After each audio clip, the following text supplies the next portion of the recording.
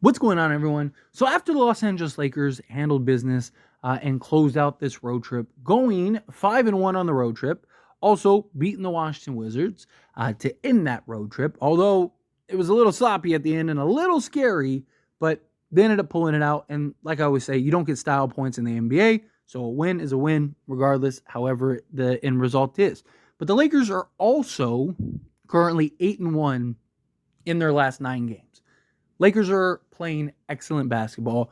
Offensively, they have been one of the top teams in the league. They have like the fifth best record since the new year, right? They are, second in efficiency, number one in total points. Like they are excellent on the offensive side and just as a result of winning basketball games.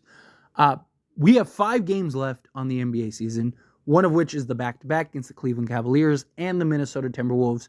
Definitely going to be a tough back-to-back because both those teams have a ton to play for. Both those teams are really fighting in their respective conferences for various seeding and where they will end up falling for the playoffs as the Lakers are trying to fight to overtake some of these teams. But in these final 5 games, there are things that we need to continue to build on, continue to work on going into the playoffs, kind of get and flush out some of these bad habits, find ways to be corrected. And I want to kind of highlight some of the things that have kind of bothered me the last 10 games or so. Obviously, we still have been winning despite these things, but something that I do think needs to be corrected once we get into the playoffs. Because now you're not playing Washingtons and the Toronto Raptors and the Brooklyn Nets and these teams. Now you're playing top teams in the league, and especially in the Western Conference. Talk about juggernaut teams. So, to me, starting this off, Austin Reaves. I want to talk about Austin Reaves specifically.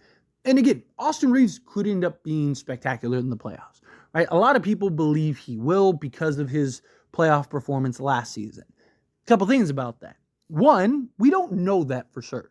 We're going off of what he did last year, but we're also pretending like in this regular season, it hasn't been worse than last year. I mean, he's nowhere near the guy he was last season. He's had moments, he's had glimpses, he's had stretches where he has been, but he's not the efficient guy that he's been last season in the regular season that then translated and bled into the playoffs, right?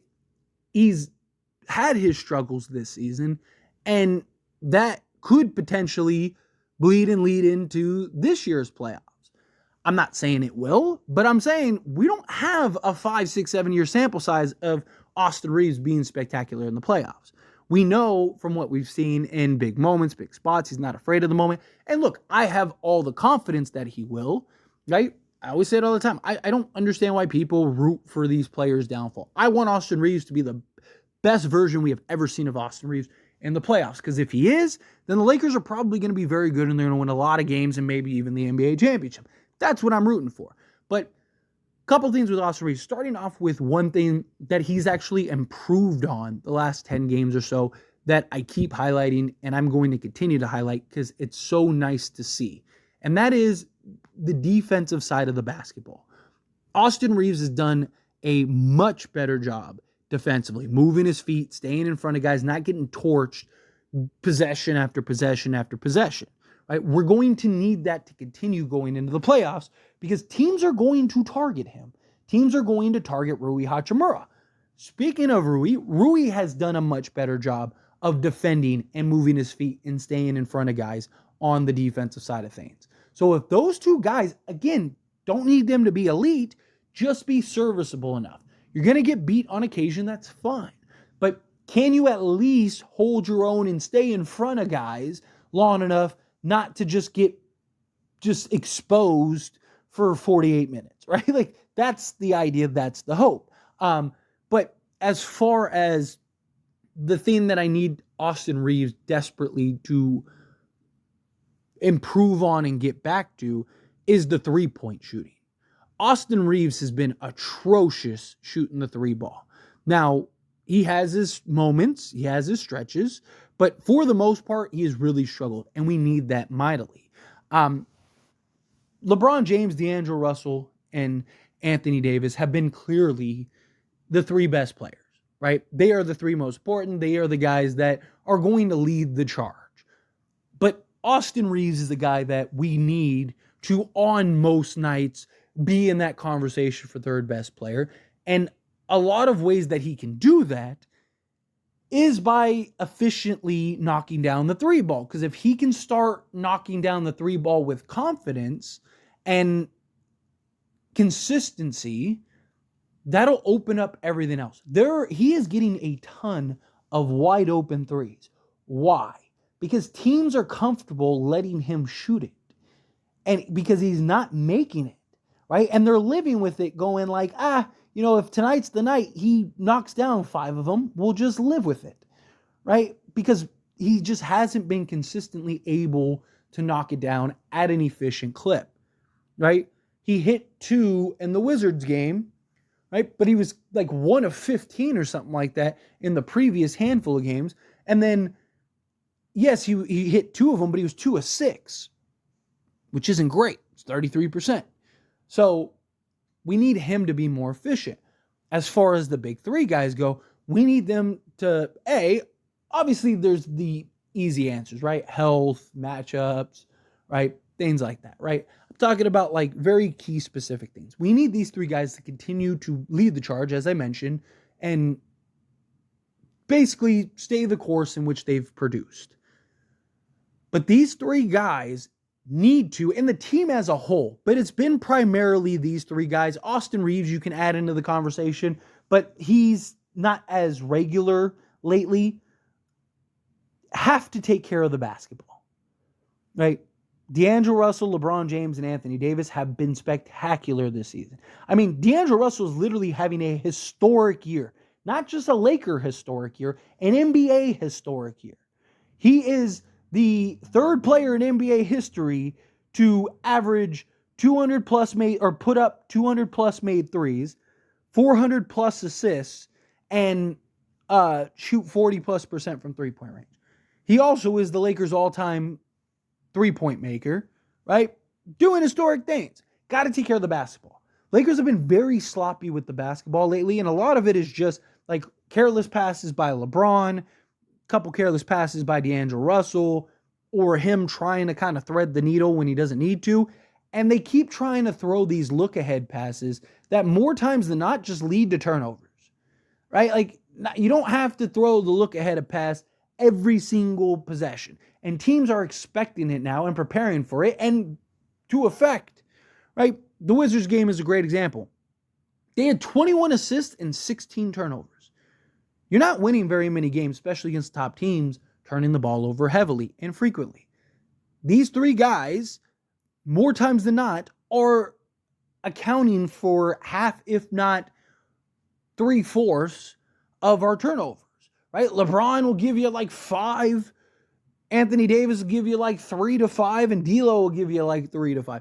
They got to start taking care of the basketball. But D'Lo was doing an excellent job taking care of the basketball. I mean, he was having like multiple game stretches where he was dropping like 10 assists and not having a single turnover, right? Like he had a stretch, he had like a 5-game stretch where he was averaging like 8 assists. It was like 6, 12, 9, 2, and not registering a single turnover.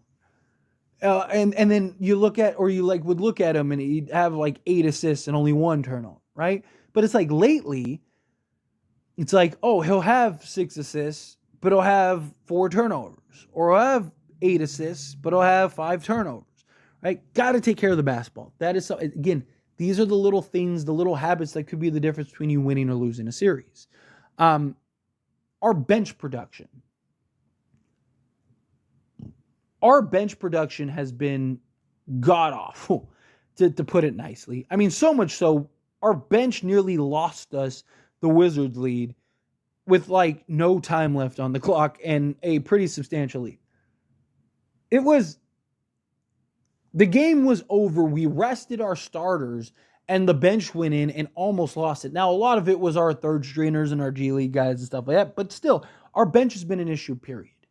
Spencer Dinwiddie, I need to see him be more aggressive because he's the guy that has, in my opinion, the biggest capability of giving you an offensive output and really providing some offensive efficiency off the bench on a regular basis. But we need to see him be more aggressive. We need to see him be more consistent. Again, I hate the role that he has, right? Like Darvin Ham, I think, is utilizing him atrocious, but that's not going to change, right? You look to like the Toronto Raptors game. We need that. Spencer Dinwiddie gave you 9 points. Taurean Prince gave you 8 points. Max Christie gave you 12 points. Jackson Hayes gave you 7. You're talking, 29, 36 points off the bench in that Toronto game. If you count Maxwell Lewis, who had 2 points, but that was at the end of the game. That was with 6 minutes. He only played 6 minutes, right? Game was over, right? I'm talking about like the key core guys that played significant minutes. Spencer Dinwiddie, Taurean Prince, Max Christie, Jackson Hayes. They gave you 36 points off the bench. Now, I'm not saying they have to give you 36 a night, but we need some level of consistency. Now, yes, I get once you get to the playoffs, bench is not as significant, right? The starters are going to be playing 40 minutes a game.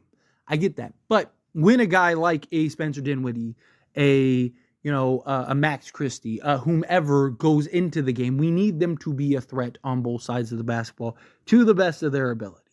If Spencer Dinwiddie is out there, right, we don't want him giving us goose eggs every game. We need him to be respected and have teams have to challenge him. And, whether it's Cam Reddish or Jared Vanderbilt or whomever, right, Gabe Vincent, as he returns. We need these guys to play bigger roles, pick up, be more significant, and we need our bench production to be massive. But this team as a whole, we got to we're building the momentum. We're starting to get pieces back, starting to get players back, all of the things that you want as you move into this play-in and playoff run, right? I love what we're seeing from the Lakers, but we got the bad habits are the things that we need to continue to improve on, we need to do better on, and we need to keep progressing in a positive direction on, right? I fully believe in this team, without a doubt. I genuinely think that this team can go on a deep playoff run. I think this team can beat pretty much anybody, even Denver. Do I have concerns about Denver? Sure. Would I bet on the Lakers to beat Denver? No. But can they beat Denver? Absolutely. Right? It's just we need to clean up some of the things. And maybe they get cleaned up in the playoffs, right? Like playoffs, the intensity goes up. A lot of these guys improve and get better. So it could be. But it's just the energy has improved. Like there's things that have been problems and concerns all season that have improved. Like again, the energy, the effort, even the rebounding's been better lately. There's some stuff that you look at and you go, okay, like they were terrible early in the season and they've kind of fixed. And I understand like, the Wizards at the end, to me, that was just the end of the game. They thought it was over. They were mind, soul, and spirit already in LA, and they were just on autopilot, and then looked up and Washington was actually still trying to win the game when they thought Washington was just going to lay down and call it a night. So that's what I think that was. I don't really put too much into it. It was the end of a game, end of a grueling road trip. Now you're going back to LA. I trust this team. But anyway, as always, this is a discussion. I pass a question on you. Let me know your thoughts and opinions down in the comments below. What do you think? How do you feel? What do you make? Do you agree with my points? Disagree with my points? Is there anything else that you'd add that you want to see the Lakers improve on and fix? Again, whatever you feel, let me know down in the comments. That being said, if you haven't liked this video, hit that like button. Helps me a lot. Lets me enjoy these types of videos, and I truly appreciate it. Not subscribe channel, hit that subscribe button. Turn on the bell notifications. Appreciate y'all. See you in the next one. Thank you.